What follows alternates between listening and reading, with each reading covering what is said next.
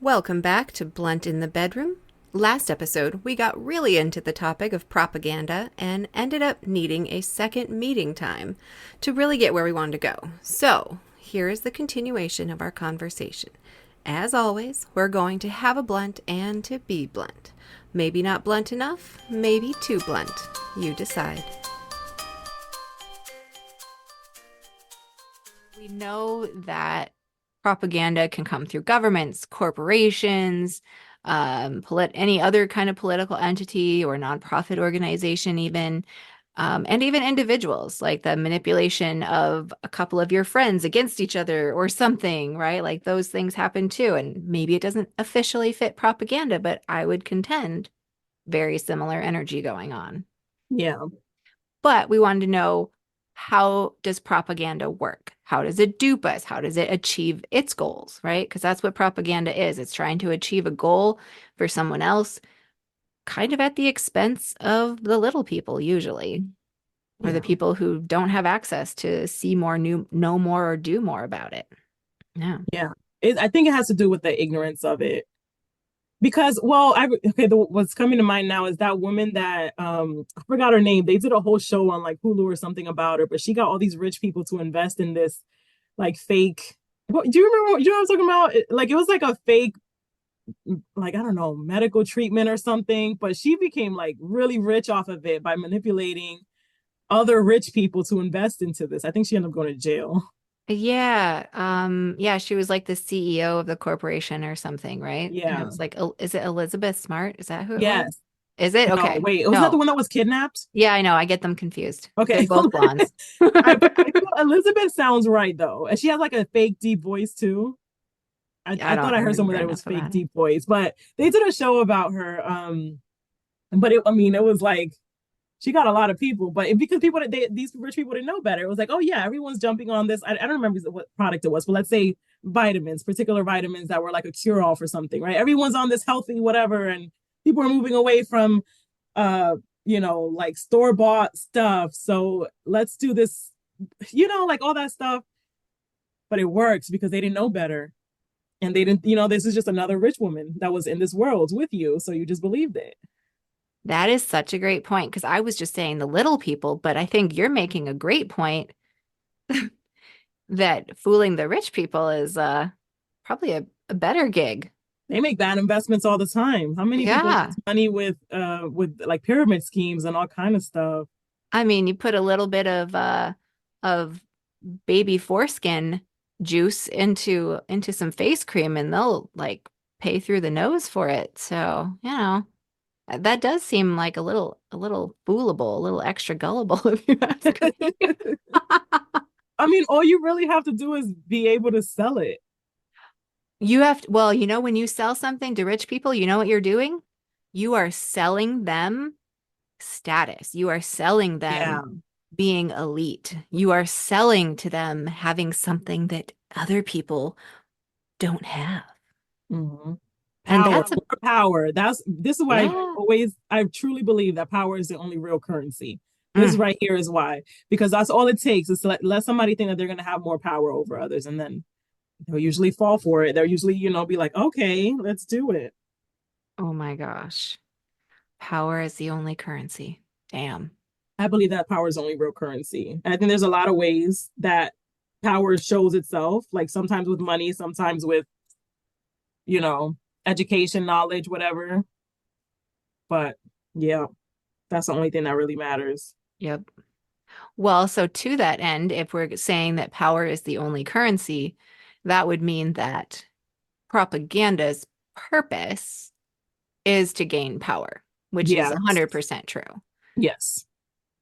And so the ways they do that, though, come through emotional tactics, straight up psychological tactics, and even through social interaction kind of tactics. Mm-hmm.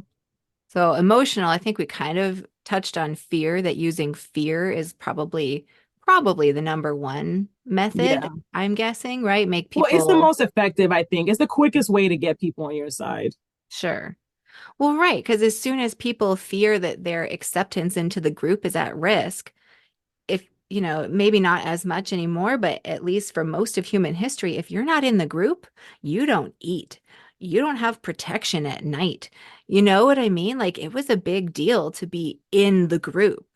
And Yeah. so all of a sudden, if you're being told, like they're exploiting that, right? Propaganda is exploiting that. Like, Hmm. well, you're not cool unless you have these Nikes.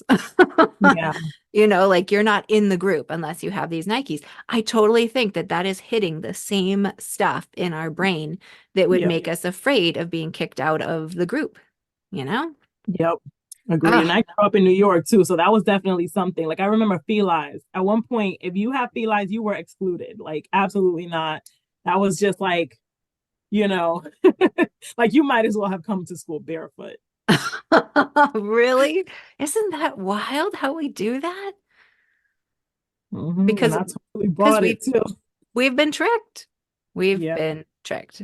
And how, right? Like how could we be, if we're being super logical about it, how could we be so upset about someone not having philos or whatever when that dude on the street over there doesn't have anything on his feet? Hmm. Ah, yeah. Humans. Well, so fear is a big one. I feel like there could be an entire whole episode just about, or, you know, entire tomes written about how fear is used to manipulate people both personally and collectively. But Yeah. yeah, oof. On the flip side, a little bit, but also still shitty, is that I think propaganda can be done to make us feel just any deep, big emotion, just make us feel it bigger, whether it's like a heartwarming story or a heartbreaking story. Like if we can be drawn into that, we're in like an emotional state that's more receptive to the message that they're trying to get us to swallow. You know what I mean? Hmm. And then, of course, we've already talked about like how obviously emotional tactics were used in scapegoating.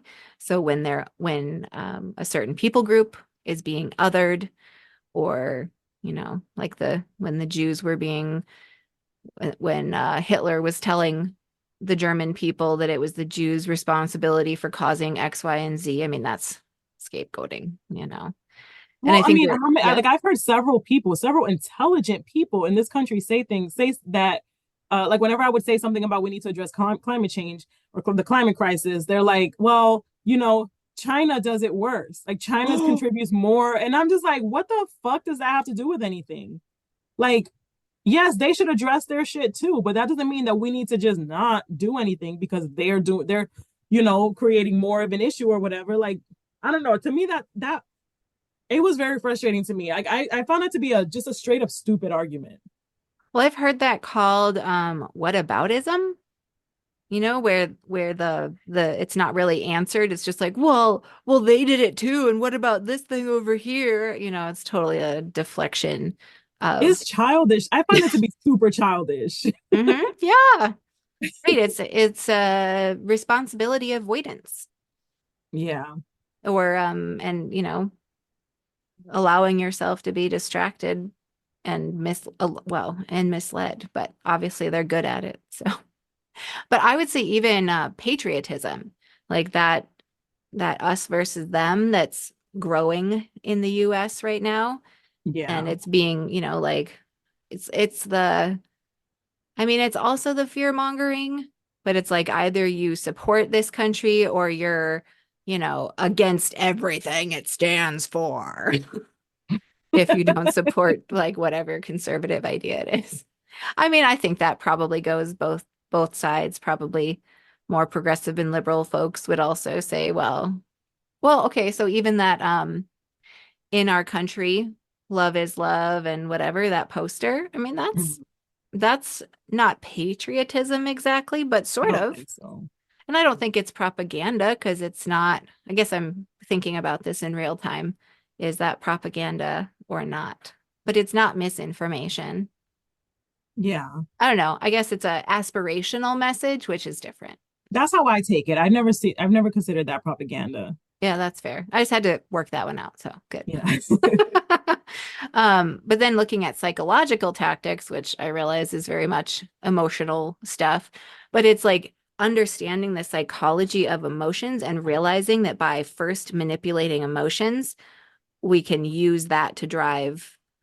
I say we like we're the ones doing it, we're just calling it out. But that can be used to drive decisions a certain direction because like the person's been emotionally primed, you Yeah. know?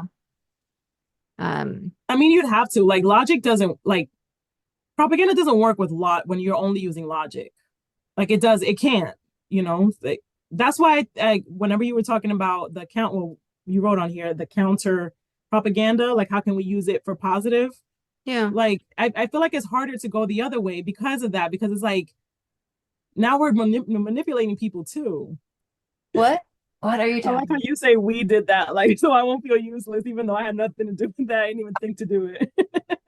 Stop. Face up. No. This is a together thing, Arely. I mean, but you always bring good insights to the party. Thank you. I try. I mean, but I think that's the value of our show. We're two people that have a lot of similarities, but then a lot of differences, you know, potentially even because of where we grew up in the country and like our Mhm. heritage and stuff. But Yeah. yet we have like this really similar personality style and we agree on so many things. So it's like super interesting, I think. And I think that's Yeah. our value is that we're like regular ass people coming together to be like, hey, we're trying our hardest to understand the world in the way that it's available to us. Because, you know, it's like, oh, we're all just supposed to hear what the experts say. Well, okay, there's a whole lot of ex different people claiming to be the expert. So, like, you know, the whole world is kind Yeah. of, you know, everyone's like, oh, there's a right way. And it's like, no, we're just going to show you that we're Yeah. people trying legitimately hard to figure it out. And here's the best we know about how things are going in the world. I don't know. Yeah. Is that an Agreed. unnecessary rant? No, I don't think so. Because it's true. Oh, by the way, side note, did you hear? And I don't know how true this is, it's something I found out on the internet. But apparently, Russia is so desperate for soldiers because so many of them are leaving and just like not really trying to do what Russia's doing. So now they're going to let people out of the prison system and basically supposedly get them high on meth. That's the only part of what I heard that I was like, well, that sounds like it can't be true. But you know, honestly, I don't know. I did not Google it. I have a hard time Googling these things and I'm worried that it's going to start popping up on my feed and I'm going to start seeing dead bodies and whatnot. But Oh, if you want to did you hear Google that? things that you don't want impacting you, if you turn on incognito, it'll do that. That's what, I if I mean, have to know, I'll do that. But usually I'm just like, you know what? Let me just, this is nothing there's nothing I can do about this anyway. So, you know, it's not really a point for me to get too worried about it. it's interesting that you bring that up, though, about the Russian soldiers, because I swear just this week, again, it's just a headline. I don't think I was, you know, I didn't read it. It was saying a whole bunch of Ukrainian women are getting ready to go to war now because they're like that low on soldiers or something. And I'm like, well, what the fuck? Are you just all gonna keep going till there's nobody left? Like, this is, I hate war. I hate war. I hate But I war. knew, like, honestly, this is not even as bad as I expected it to get because historically, when European countries start fighting each other like this, world wars break out. So, and so I don't know. I actually by now thought we would be in World War III. I don't know. I was like, and I'm still kind of nervous about it because now, you know, Israel and Palestine too, like, and then now Whoa. like another country's getting involved in that. And, Well, you yeah, know, like it's the so US shot at somebody today. Yeah, in Palestine. yeah, you know, and it's always that German DW, that German outlet. They're always reporting on stuff that is not being seen, like, and they're legit. I believe them. They're not lying. They're not even exaggerating, but I don't see it in American news, the stuff that they say. Um, Yeah. But America has always been the bad guy. I mean, yeah. we could try to separate it from ourselves from the rest of the developed world if we want to, but it's not going to work. We are historically, we are like that's just we're just as bad as the rest of them. Oh yeah. Oh, we've been shooting up Yemen. That's what it is. the Oh yeah, Houthis. I think that's been going on for a while, hasn't it? Yeah, but they keep doing it. It's like, hello, we're doing atrocities in Yemen too. Like, Yeah. geez. Well, okay, so of course it's not just the psychological tactics of emotional appeal. Um, the one that I found kind of funny was repetition, so I would say things like when T Rump would have a catchphrase or a Mm, topic that he would always go back to, and he would have like very yes. similar phrases that he would always use with it. And obviously, some of those phrases we've seen now are like also harkening back to Hitler things, to Nazism things. Um, but that repetition of it's like in the line of gaslighting, right? Like saying, this is the way this is, or this is this way because of this thing, or even not saying it's because of something, but it's your, um, highlighting a problem and then immediately talking about some people group or some situation that happened. And so you're like, and those pairings of ideas together over and over can start to connect them in people's minds. And I totally think that's a part of propaganda that we see happening too. And that one's Hmm. maybe more hidden because it's not directly stated. It's just like an implied link that's repeated enough that our brain Yeah. starts to do the connecting, because that's another thing that's exploited is our brain's amazing ability for pattern recognition, right? Hmm. Yeah. Yeah. And I think actually that kind of can be tied to the emotional appeal because I think that can link it. Like when you said the word link, I'm thinking the people's sense of community. So if someone needs a sense of community and everyone is saying these, MAGA 2024 or whatever, that links them all together as a community. So it appeals to people's need for that, Oh, protection or whatever comes from it. right. Hmm. Right. I'm in the group. Well, and that's the us versus them too. It's like I'm in the group that's Yeah. right. And obviously it is, because look at all these other people who believe the same thing I believe, Yeah. which is a fallacy. It's like Exactly. fallacy from popularity or something like that. Hmm. Yeah. But I mean, the repetition thing, it doesn't, that part of us that responds to repetition, and our brains see the pattern, or like, right, recognize the patterns, isn't just used negatively. I mean, if you watch Sesame Street or any kid show, that's how they do it. That's how kids remember Hmm. things, is because the letter K, kaka, is repeated so many times with the same little skit, with different little skits or animations or whatever. And the repetition is what does it. I Yeah, think even it even was, just writing something down, right? So you think it, and even like yeah. when you repeat it by writing it down, like for me, that works really well in for me to remember things. Like if I just think it once, like that's not enough. I have to like at least write it down or keep saying it over and over so I won't forget it. Oh. Well, but you bring up a good point that it's not just repetition, it's the multimodal like connection to an idea, Yeah, which I that too. think, video automatically does that because we're hearing it, we're seeing it, there's Hmm. motion involved. Um, but yeah, anything that involves more modes of our brain to connect with an idea, we're gonna hold on to it better, I suppose. Yeah, Yeah. it's true. Because whenever I hear like when something happens in the world, like the Russia thing, for example, and I keep hearing it over and over with different videos, it's yeah I mean I could definitely see how propaganda works, like why it works, and I yeah. Totally. Propaganda is an exploitation of how we process data. Yeah, yes, that's true. It's a good way to put that. Huh. For negative reasons, as the definition goes. Well, stereotyping, we know about that. That's part of it too, right? Like taking a group and reducing it down to some sort of exaggerated um or prejudiced characteristic, and then do saying things and doing things in a way to highlight that same thing. Ugh, it's gross. Yeah. What did I write here? I sound really smart now. I don't know what I meant.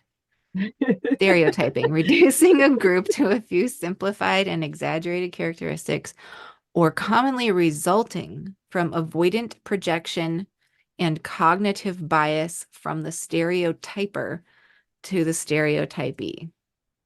Avoidant projection. Okay. Well, past me was smarter than I currently am. So I don't know what I was doing there. Anyway, Okay, reducing a group to a few simplified and exaggerated characteristics. Yeah, that's stereotyping. Commonly resulting from an avoided projection. This is the part that commonly resulting from avoidant projections and cognitive bias from the stereotyper to the stereotypee. Okay. avoidant projection. So someone who's doing the stereotyping would be avoiding looking at their own weaknesses and projecting their weaknesses onto the people they are stereotyping. Yes.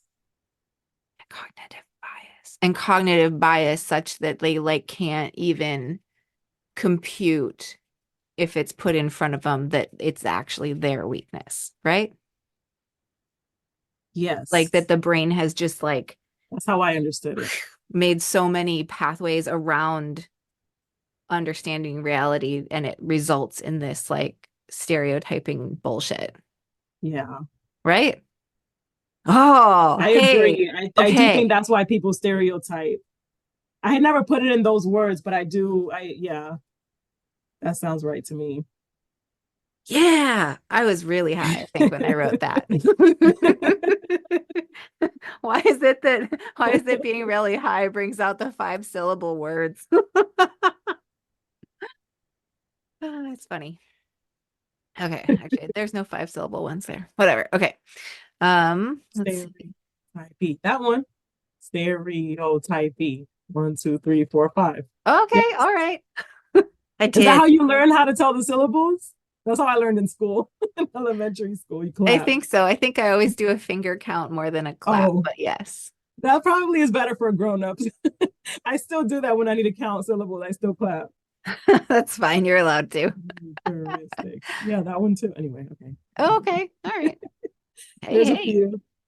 I was getting little tips with my friend Jerry because he when he was doing his activist work, he was working with like unions, so like auto workers and steel workers and stuff like that. And so it's not a dig on the people, but he was like, it's not going to be cool if you come in front of them and you're all like, you're saying your big fancy 5 syllable words. Like, just talk.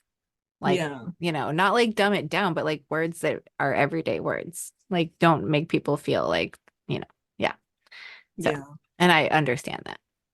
And it Yeah, is, I definitely talk different to different people. Like I don't the way that I would talk to you is not the way I would talk to my sister. My younger sister, but my older sister I would. oh, that's interesting. Yeah.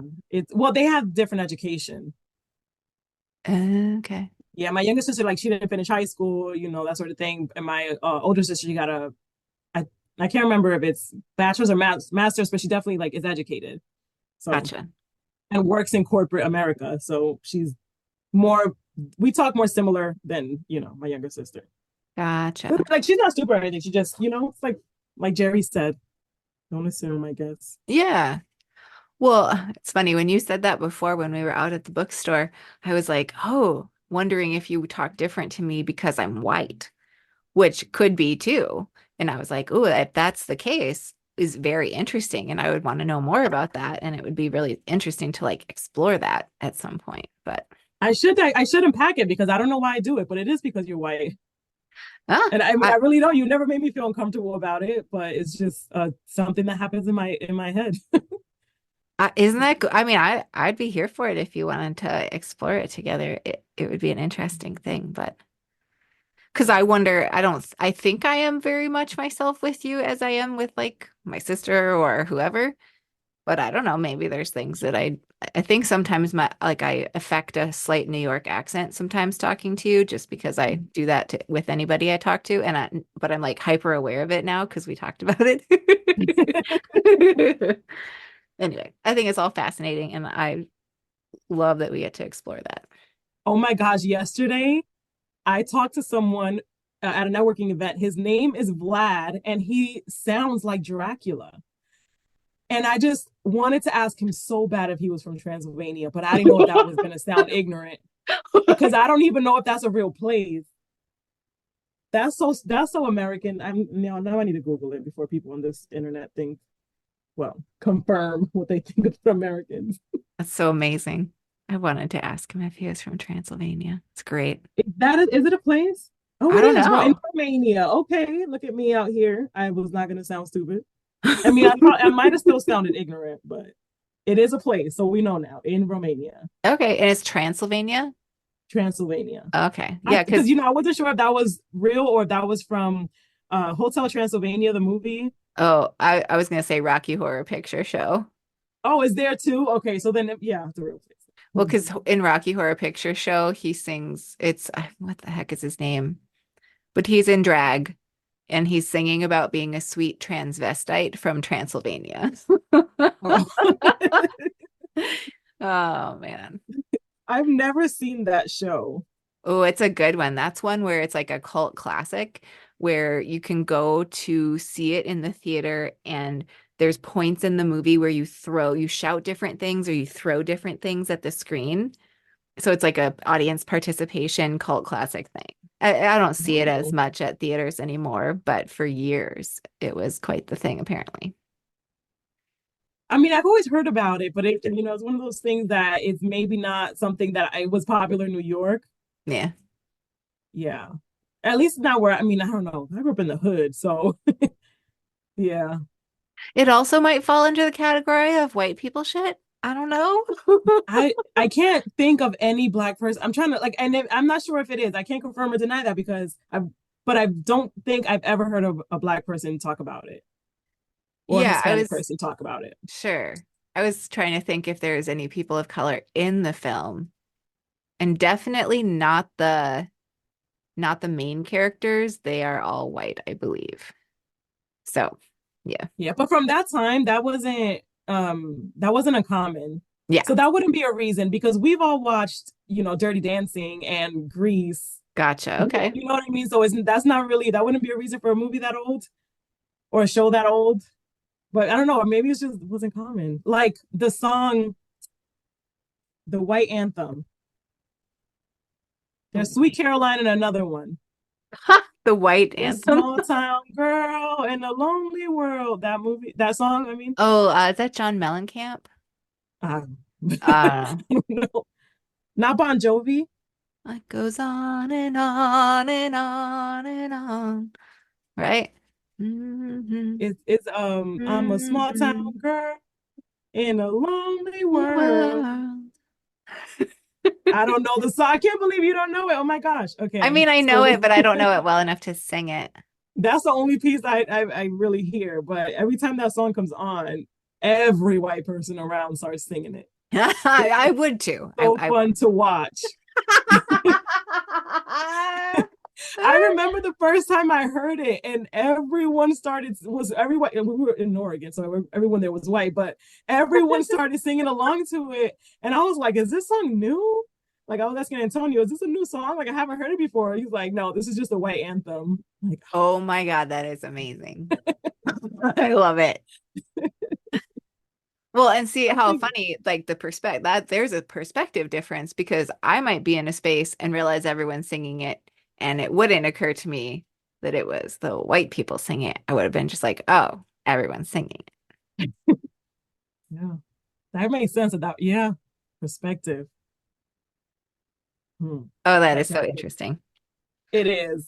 It definitely. I love thinking about how like that stuff, like the how people are different based on different communities and all that stuff. Yes, me too. Or yeah, their experiences in life. Like even when we had the episode we did with my sister because she hadn't had children or hasn't had children. Like even that I think makes a whole Mhm. different perspective on the world, because I think people who have kids have a little bit maybe more of a future perspective because they're seeing the world through, well, I guess I'm Yeah. speaking for everyone. It's really, this is how I feel about it, but like I feel like I look at the world through the perspective of what it will be for my children. Yes. I agree with that because now we're thinking about two generations at Yeah. least, and other people don't need to. People that choose not to have kids don't need to really think about that. So, but I Right. mean, I I mean, have to. Like that's why I care so much about retirement. If yeah. I didn't have a kid to worry about, I would not care as much. I feel like I would just be able to just wing it, you know. But I can't just not think about that because like I need to have somewhere forever because what if my kid needs somewhere to go? I have to leave something for her Yeah. because what if, like if things are harder even from now how they are now at that point, like I have to think about all that stuff. Totally. Yeah. Shit, if I was totally by myself, I probably would have bought an apartment building a long time ago and just been right now living off of the income, just living in one of the little apartments, living my life and, or something like that. It'd be easier to do something like that at that time. You could take that I- risk with Right. real estate. I know, isn't that wild? I've thought about that too, how different my life could be if I had just made a couple different choices at any given point. So Mm-hmm. weird. Mm-hmm. Okay. But I think what you said is what that post-it was about, right?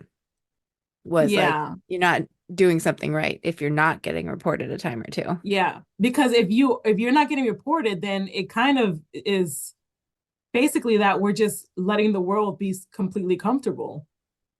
And we Yeah. shouldn't. Some of us do that because that's our comfort zone. We don't want to make the world uncomfortable and become a target. But I think when people can be brave enough to just make people uncomfortable and risk rejection, then, Yeah. I mean, that's a good point that getting blocked on Instagram is a form of rejection.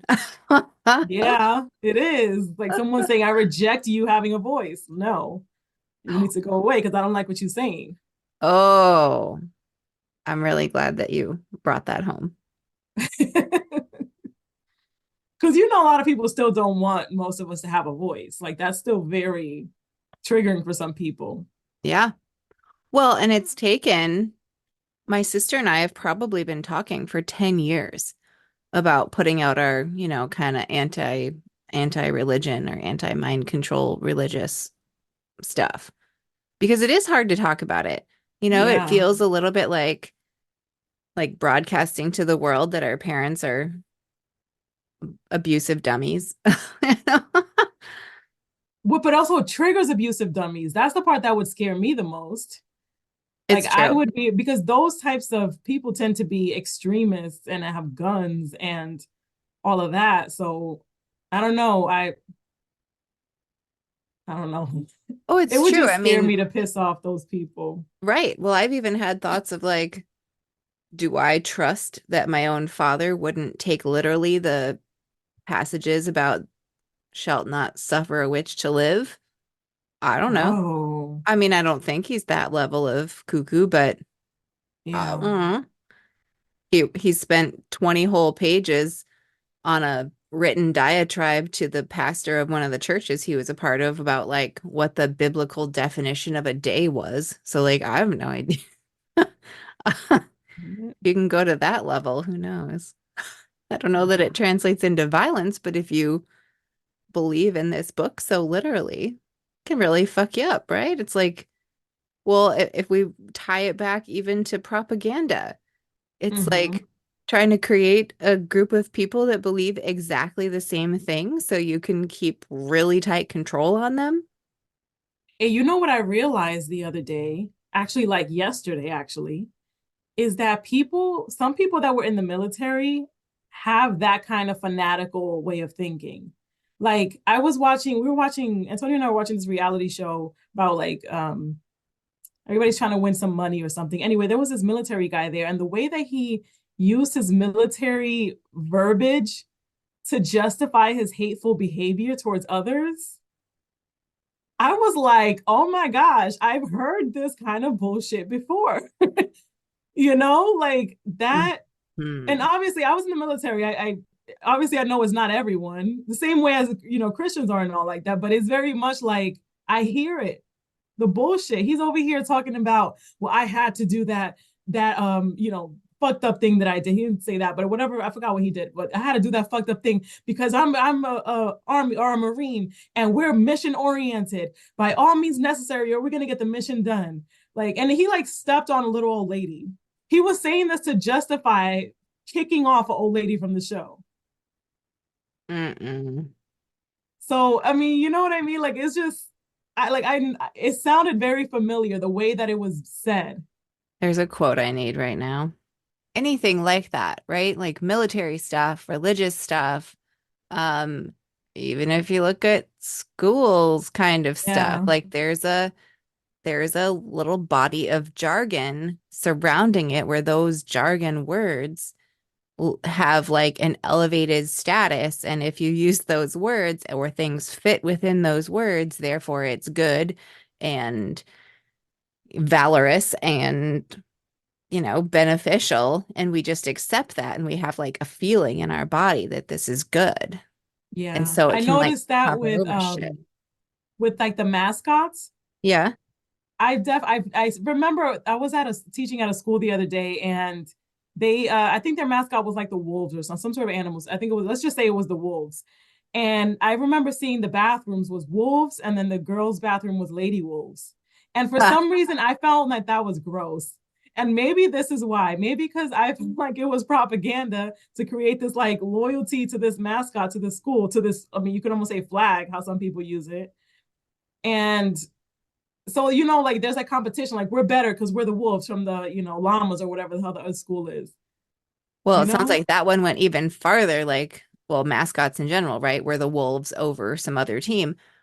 But the bathrooms, like there's wolves and then there's lady wolves. So yeah, like what? Like the lady wolves aren't full wolves. They're like a that's why it was subcategory or gross. something. It's I did not gross.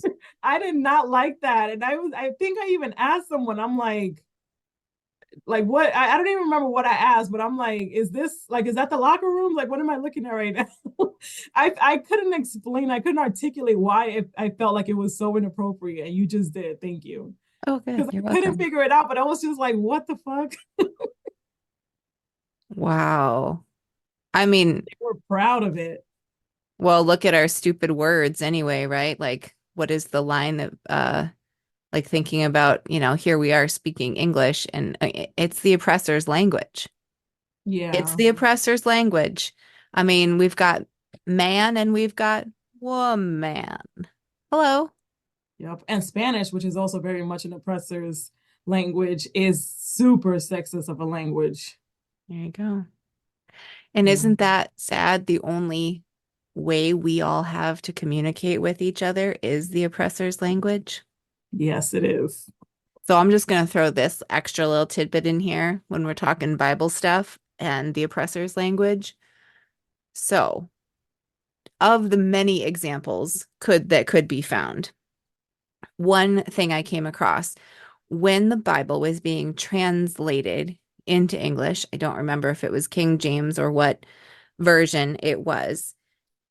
There was a word in Hebrew, Greek, Aramaic, whatever the original uh, language was, and it was the same word. This same word was used as an adjective, and it was applied to men and also to women throughout the text. When the translators took this same word and put it into English, where it was applied to women, did I say this before? I feel like I've said this before. I don't remember this. Okay, so when this word was applied to a man, the English translation said valorous. When that same exact word, without differentiation, was used in the original language to be applied to a woman, when that was translated into English, the word that was used was not valorous, it was virtuous. Hmm. And so, by those word choices that was applied by a patriarchal, colonizing English system, just those word choices, maybe either one wasn't terribly wrong as far as what the word originally meant, but because of the English assumptions of men being valorous and brave and bold and warriors and whatever, and women needing to be virtuous and keeping themselves to themselves and mousy and quiet and whatever, while the original language, the original text, used the same word that we can assume was, a positive a positive modifier. It all of a sudden added the idea that to be good, a man should be more of a warrior, and to be good, a woman should be more like quiet and behaving herself, just by the fucking word choice, because that's how the translators saw it. Fuck them. That's crazy. And all this happened up until now, all this patriarchy and all this stuff, and just, I mean, the Roman Empire, everything that happened over that word choice, over like someone deciding that. That And is how and crazy. how many other examples could we find? Yeah, Where it's like, exactly. could we say they were wrong in their translation? Well, maybe not technically either word, but it clearly leads directions when you use it on a gender binary when it wasn't originally. It's Yeah. fucked, man. It's fucked. I left a lot of room for people to decide what virtuous meant. Yeah, Because what's well, virtuous to that's me is very different from what's virtuous to those types of men. true. Well, if we think that maybe it was the King James version, we're talking 1600s, so that's 200 years of it suffusing from witch trials to Victorian England. So virtuous definitely had connotations in that time.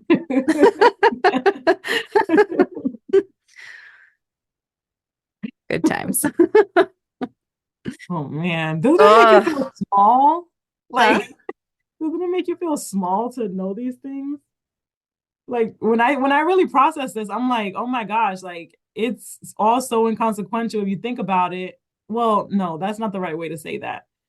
What we do as no, not even that. I'm trying to formulate what I'm trying to say. I'm trying to process what you said. That was an onion, and I didn't realize it until just now when I'm trying to figure it out. We haven't done an onion, or you haven't done an onion in a long time. That was a good one. The onions are like when my brain, opens a channel to aliens or something. I don't know. Oh my gosh, I put that in my head. I just watched Bird Box Barcelona. That's a hard one to say. Bird Box Barcelona. Mm. So aliens. Well, they didn't. I think the way that they went in the movie wasn't aliens. It was the rapture. They took it religious. Oh gosh, The Rapture. I read the whole Left Behind series back in the day. I don't know It was a what that whole is. series written like imagining if the rapture actually happened and like the ensuing chaos on Earth and stuff. I was entertained. I bet. I believed it back then though too, or kind of at least. I mean, I'm not gonna lie. Like, I get why people believe that. With everything happening in the world, I could see why they would need some sort of explanation. Like, God is doing it because he's mad or Right. something.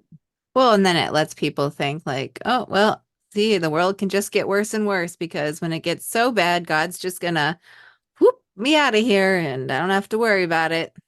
So Is that's that why what they, people believe? oh yeah. So They're then gonna they be don't think they saved? have to do anything on climate change. They don't think, any of that because they just get to do their life. It's God's hand is upon them in this life, and when the world is too bad, he'll just whisk them away, and there'll be a pile of clothing but left behind. Apparently, God likes them all in the nude. I'm not quite sure how that one plays out, but Is it bad that I hope God is real and that he one day really does come down here and just tell them about themselves? Just tell them that they were all wrong. as long as God isn't actually like what's represented in the Bible, because that's Yeah, terrible. I don't think it could be. Not from, I mean, even with their own Bible, it sounds like that's not how God would be at all. Like the way that they think. Well, the Old Testament God is a dick, narcissistic, genocidal, horrible person. Hmm. I mean, it was just kind of a combo of like ancient volcano gods combined with warriors of their time that they venerated that much. I'm convinced that's how they come up with these ideas. Like you think they all came from older, like it all kind of got narrowed down to what's current, like modern God. Yeah, I mean, I think it's a Ew. composite of Yeah. ideas through time because the Old Testament God makes no sense with the God the Father described in the New Testament. It's like, oh, Hmm. it's not even reasonable that it's describing the same character.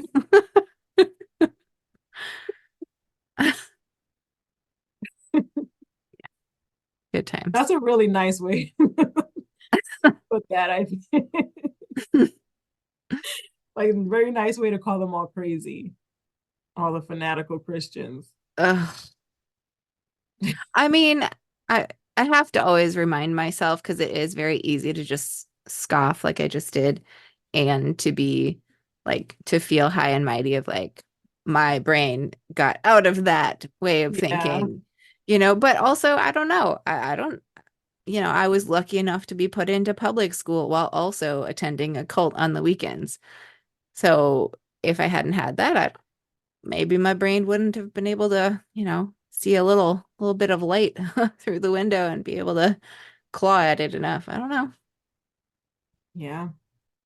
Yeah. I still think it takes a level of like being strong enough to let yourself be uncomfortable to accept certain things though. And I think that that's not something everybody has. But to be honest, I do understand it. I do hesitate to call them all crazy. I don't think that they're all crazy, but I can see why people would prefer to believe that and not the truth. I Well, mean, they it's were easier abused. to do that than to like learn about climate change and to accept that we are all part of the problem. Right. No, yeah. Well, I mean, it is hard to accept climate change because it sucks. It Yeah. makes us Or even realize, that your whole life was a lie. That has to be difficult. yes. Oh, that too. Well, yeah, especially if it's like if you fully took on the belief and professed it yourself, obviously you feel like a big dork for being like, oh yeah, I guess I was just really stupid. I don't know. My sister will occasionally pull out a letter or something that I sent her back when I was all evangelical, and it's so cringy. Oh, Really? it's so embarrassing. God. Yeah. Really? Oh, yeah. It's terrible. The things I would say. Ugh, gross. That's uncomfortable. But, by the same token, I think my upbringing may have prepared me to be uncomfortable more because I had to be uncomfortable in saying, no, I don't celebrate Christmas, Mm. or my family doesn't do that, or I'm sorry, I can't eat that you made for dinner because we don't eat pork because our religion. So I had that discomfort and like the discomfort of like being different or saying something countercultural and owning it. So maybe that prepared me. Who knows? Yeah. Um, there's conditioning like that everywhere though that I don't know where the line is necessarily between conditioning and propaganda because I think that propaganda is a tool for conditioning. oh, that makes sense. For me, Yeah. I still like the conditioning to feel shame in Catholicism. Shame is real heavy in Catholicism for girls specifically. And I'm still unpacking that shit. All the like and I stopped believing it a long time ago. Yeah. I mean like purity stuff, like that kind of thing. Yeah. Yeah. I mean, same thing, but it's kind of like it started there, but then it expands, you know? Like, I don't know how to explain it. It just shame for everything. It also maybe my parents being Hispanic might have done it too. I don't know. Like I mean unpacking things about your worth as a human, your worth as a female, that kind of Yeah. thing. Part Yeah. of that, but yeah, it's basically like the disappointing is just like you don't just I mean, I know that they supposedly have confession and then once you confess, you need like everything is just fine, but that's not really true. Stuff gets brought up a lot and all that. So, yeah. I definitely yeah. That's why I have such big issues and I really really don't want to raise my kid. I hope that she never gets involved in an organized religion. Ugh. Yeah. Hopefully Like I'm I've fine if she wants to be Buddhist or, any sort of pagan or any, thing like that, but organized religion, I just really hope not. oh, yeah, I'm hoping I have extremist proofed my kids. We'll see. well, I hope my kids can see things for what they are, like my kid was homeschooled until the seventh grade. And then it was strange for both of us when she went to school and we had the realization of like the bells ringing throughout the day, like the bell rings and they just get up and walk to the next thing. And it's this like very factory Mhm. ready training, which is a little strange because I think there's few enough people going to a factory, and even if they do, they don't have a bell like they once did to, call lunch or break or whatever. But it's strange how that's stuck in the conditioning, even though it doesn't apply to the world after school like it did But before. it's still like, okay, this thing is telling you where you need to be at this time, and it's reminding you that you have this many minutes to get there and you need to get there or you'll be in trouble. Like it's still that like Ugh. following the rules, like it almost like in a line. That's how I see it, like a conveyor belt. I see the whole country that way. Like a factory and a conveyor belt. Yeah, the whole thing's been mass produced, is what you're saying. Yeah. I think we are all just part of the like I think that there's some people at the quote unquote bottom or whatever, the minimum wage type of stuff. And then there's, like we all have a place. And then our jobs is just to kind of move things along, to make the rich richer. That's all Oh, what we're all doing. All of us down here. The upper middle, low, all of that is I feel like it's all just like to make the rich richer. And we can yep. all be plucked out and replaced really easily. Jeez. And they're just doing the bare minimum to keep us happy enough to keep us doing Yeah. it, which To keep includes it keeping us a separate. little separate, yes, and Yeah. a little fearful. I think, yeah, the fear is definitely it's necessary for them to stay where they are. They need to keep us separate using fear because if we all got together, I saw a video today. This redneck guy, he calls himself that. That's his like thing on Instagram is something redneck. I don't know, but I was going through it and he was like, you know what? I just figured out with a very thick Southern accent. If black people and rednecks got together, we would be unstoppable. And he went on Ah, this whole thing about how like if we really did that, and I mean I was thinking I remember stories of the Appalachians. They got together at one point and did some stuff, but it's true. I'm glad more people are realizing it. yeah, seriously. Well, I mean, in schools, if you think about the multiple choice tests that they do, because I think we were talking the other day and you said something about how the US is actually strange in the fact that we do our testing as multiple choice, because you said in other countries where it's more potentially comprehensive, they're actually looking to have the students write essays or demonstrate their knowledge in some other way that's like really more uh like actually shows what they know, not just a did you memorize the right things? Because you said, Yeah. well, yeah, what did you say? You were talking about how in your school they taught you about multiple choice testing, in fact. Yeah, so the I remember that conversation. So we started because I saw a video. It was an interview of these kids from Switzerland or something, and they came here for a year or some sort of time to study here. And they when they went back, they were asked, "What do they think about American school system?" And they were saying that that's really weird that they do that there, and that they experienced it too, where they actually got taught how to pass a multiple choice test, even if you don't know the answers. I remember having assemblies like that when I was a kid. This blows And my they mind. said that in where they're from in Sweden or it was either Sweden or Switzerland, I think. And they said that over there you just get the like essay answers, like you just have to know it. You don't just like get to guess it through. You have to know it. The benefit of that seems really obvious that with an essay, you're really going to see what the kid knows and potentially Yeah. even see like how they've connected those ideas to other things they know in the world Hmm. instead of like making everything so siloed off where you're just supposed to remember like what was in those paragraphs in the book, you know? Yeah. And And so it's something always kind of rang a bell. That's why how I always passed. I never really knew the material, but I always like knew enough that something looked familiar and stood out, and that's how I got the answer. But I never didn't really put the effort into knowing it. I just put the effort into that, into knowing how to recognize certain keywords or how things can be worded or whatever. sure that's not like a horrible thing for your brain to have learned to like do that kind of pattern recognition. but it is Mhm. still weird, right? Because it teaches you how to regurgitate or to like pay attention. Yeah. Well, I don't know. It's not the worst because that means you're gonna maybe be better at picking up key points or key data bits out of something that you're reading or watching. But And I can do that. I can speed read like and absorb a lot. yeah. Like weirdly, like it doesn't make sense how I can just because it's literally like just like I'm not even I don't even give myself time to formulate the words in my head.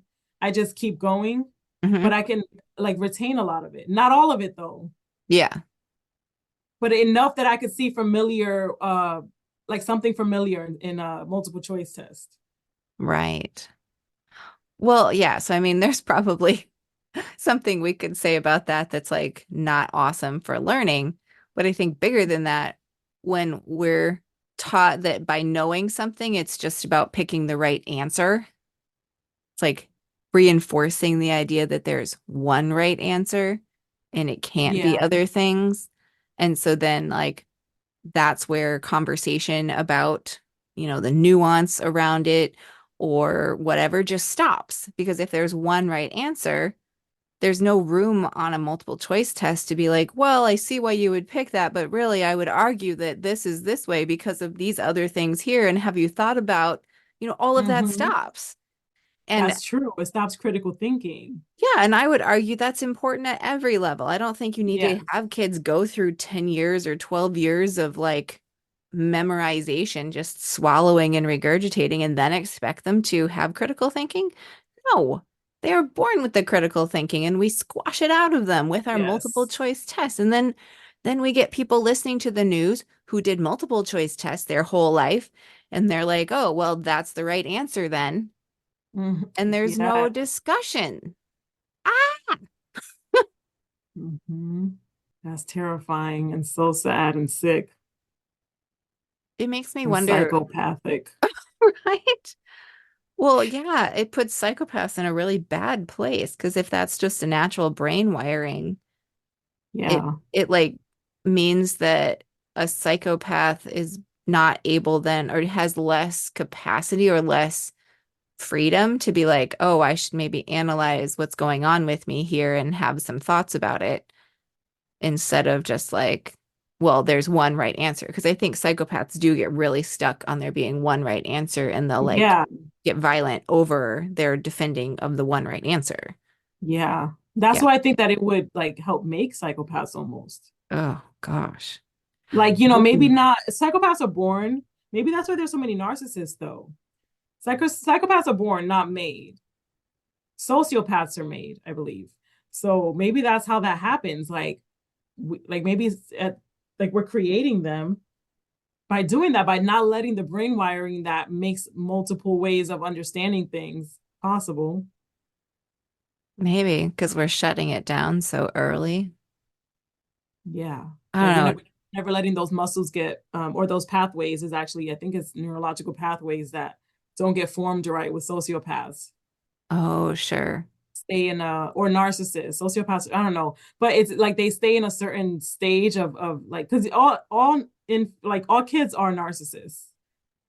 Yeah. Like they can only like survival for them, they have to only think about themselves. But normally they build the pathways for narcissists, they get stuck at a child's mind.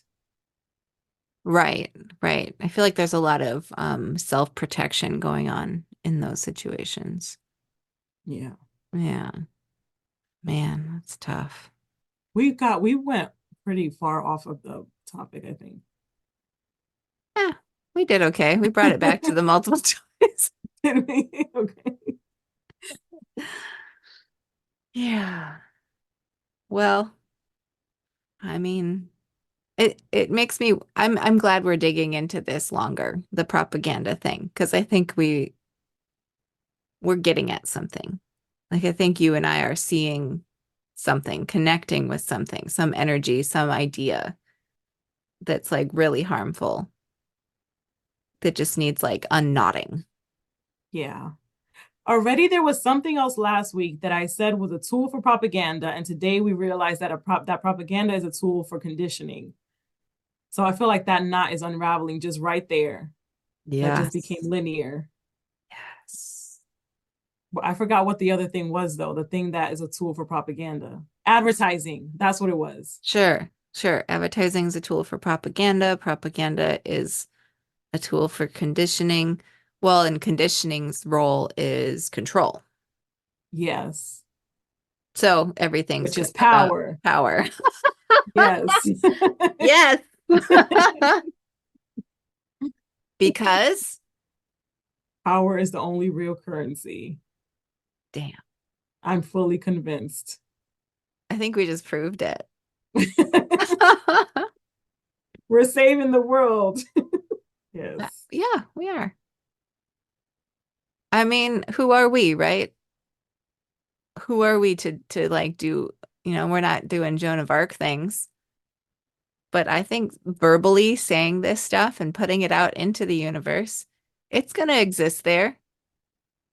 I don't know, it isn't gonna hurt anything. And I can't think of something better we should be doing to be making the world better any other way. I mean, I'd be here for it if someone told me it, but like, this seems like a pretty good way for now. Mm-hmm. Yeah. Agreed. Because somebody could listen to this who had been kind of trying to articulate the things we were trying to say, and then we help them do it, and now they understand it more. Now they can further unpack and dissect their thoughts. And the more each individual unpacks, the fewer traumas they will then enact on their own children. Yes, which I should be really, anybody's priority. yeah, I really believe that if we deal with our own shit, even while our kids are growing up, that will be the way that we do not pass on those traumas. And we Mm-hmm. break those chains, and that's important. Yep. And I love how many people are doing that now, are like intentionally, they're calling it intentional parenting. And so, it was gentle parenting. Now Oh, it's gone a little, I don't know if it's just renamed because it's very, very similar. But I think now it's just more than just, because gentle parenting, from what I understood, was mostly just no hitting and no yelling at kids. okay. Yeah, That was like the biggest things with gentle parenting. But now it's more like, yes, that, but we're going to also be intentional about every other thing that we do. I like that. Yeah.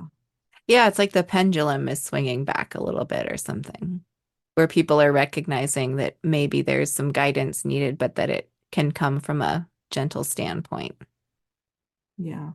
I hadn't thought of that. I don't know. Hmm. Lovely. Well, propaganda. Yeah, so that's good. It always is. I always enjoy those conversations. This is what I hope that other people get from it too, because it's also what I get by talking about it. Yeah, I get to unpack it, like a little bit. totally. Oh, yeah. I mean, we're doing the work for ourselves just by making this. So honestly, if there was nobody else getting anything out of it, we are. That's true. This podcast might have helped me quite a bit during lockdown. Oh, good. If it keeps going. Yeah. All right. Well, I think we've covered our first take on propaganda. Talk to you later, Aurelie. Bye. Bye. And there you have it. We're working our way through some layers of our onion to bring awareness to the influence that propaganda has on all of us. And we're going to ask the question, can propagandist techniques be ethically used to build more equitable social cohesion? So, if you get a kick out of our curiosity-driven, racially diverse, and stony conversations, help us connect with more listeners like you. Join the conversation with a comment on Spotify or find us on Instagram.